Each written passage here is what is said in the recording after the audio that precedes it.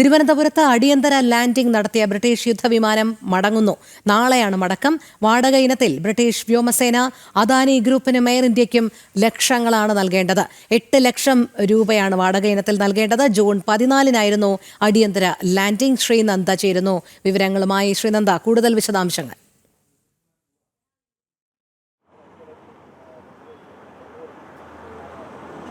രോഹിണി സൂചിപ്പിച്ചതുപോലെ നാളെയായിരിക്കും British യുദ്ധവിമാനമായ F-35B എന്ന് പറയുന്ന വിമാനം നമ്മൾ ഇന്ത്യയിൽ നിന്നും മടങ്ങുന്നത്.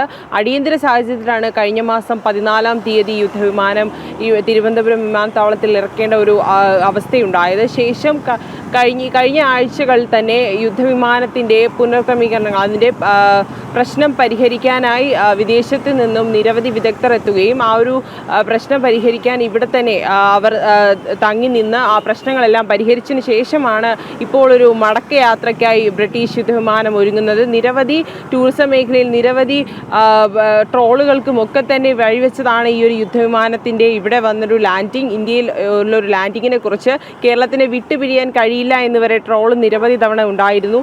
എന്നാൽ ഇപ്പോൾ ഈ ഒരു യുദ്ധവിമാനം മടങ്ങുന്നു എന്ന് പറയുന്നൊരു വിവരമാണ് നമുക്ക് ലഭ്യമാകുന്നത്. നിരവധി പ്രശ്നങ്ങളുണ്ടായിരുന്ന യുദ്ധവിമാനം പ്രശ്നങ്ങളെല്ലാം പരിഹരിച്ചുകൊണ്ടാകും നാളെ ഉണ്ടാകുന്ന ഒരു മടക്കമെന്നാണ് നമുക്ക് ഈ മണിക്കൂറിൽ പറയാൻ കഴിയുന്നത്. 8 ലക്ഷത്തോളം രൂപയാണ് ഈ ഒരു യുദ്ധവിമാനം ഇവിടെ നിന്നതിൽ, അല്ലെങ്കിൽ ഇവിടെ പണി കഴിപ്പിച്ച് അതിൻ്റെ പ്രശ്നങ്ങളെല്ലാം പരിഹരിച്ച് തിരികെ കൊണ്ടുപോകാൻ വേണ്ടി വാടക ഇനത്തിൽ ഇവിടെ അദാനി ഗ്രൂപ്പിന് കൊടുക്കേണ്ട ഒരു തുക എന്ന് പറയുന്നത്.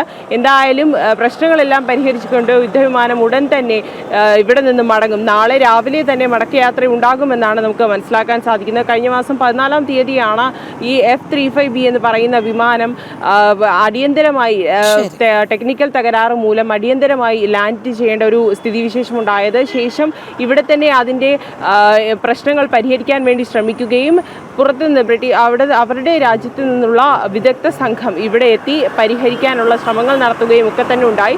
ശേഷം പരിഹരിക്കാൻ കഴിഞ്ഞില്ല എന്നുണ്ടെങ്കിൽ വിമാനത്തിൻ്റെ ചിറകുകൾ മാറ്റി അതിനെ കൊണ്ടുപോകാനുള്ള മറ്റു നടപടികൾ സ്വീകരിക്കുമെന്നുള്ള ഒരു ഘട്ടത്തിൽ വരെ കാര്യങ്ങളൊക്കെ എത്തിയതാണ്. എന്നാൽ ഇപ്പോൾ ആ ഒരു യുദ്ധവിമാനം പൂർണ്ണമായും ശരിപ്പെടുത്തി നാളെ തന്നെ മടങ്ങാനാകും എന്നൊരു കാര്യമാണ് നമുക്ക് മനസ്സിലാക്കാൻ സാധിക്കുന്നത്.